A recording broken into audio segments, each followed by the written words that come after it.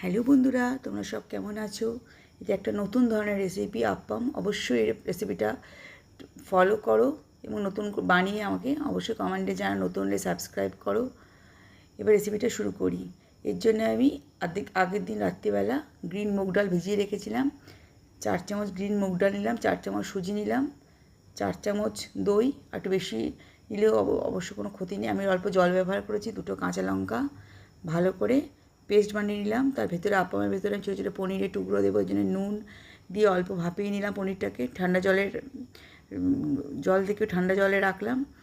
এরপরে একটা তড়কা প্যানে আমি তড়কা তৈরি করছি আপ্পামের পেস্টটাতে দেওয়ার জন্যে। সঙ্গে খুব বেশি কারি পাতা নয়, তো 2 চামচ কারি পাতা নিয়েছি, 1 চামচ আদা কুচি, গোটা জিরে নিয়েছি। এভাবে খানিকটা নাড়াচাড়া করার পর আমি ওটা পেস্টটার মধ্যে মিশিয়ে দিলাম। তারপরে হিং দেব আর বেকিং পাউডার আর লবণ।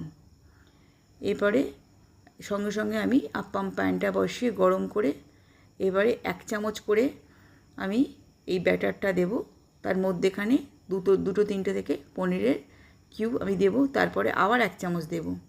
আগে আপ্পাম প্যানটায় তেল লাগিয়ে নেবে, একটু গরম হলে ব্যাটারটা দেবে। তারপরে যখন 5 থেকে 10 মিনিট পর যখন পুরোপুরি বাষ্প দেখবে উপরটা হয়ে গেছে, তখনই আবার সেটাকে একটু তেল দিয়ে ব্রাশ করে আবার একটু উল্টে দিয়ে 5-7 মিনিট রেখে অবশ্যই পরিবেশন করার সময় হয়ে গেছে। এবার পরিবেশন করবে গরম গরম। এভাবে সুন্দর করে রেসিপিটা রেডি হয়ে গেছে। এই রেসিপিটা তোমাদের পছন্দ হলে বন্ধুদের সাথে শেয়ার করো এবং অবশ্যই কমেন্টে লিখো কেমন লাগলো। ভালো থেকো, নমস্কার।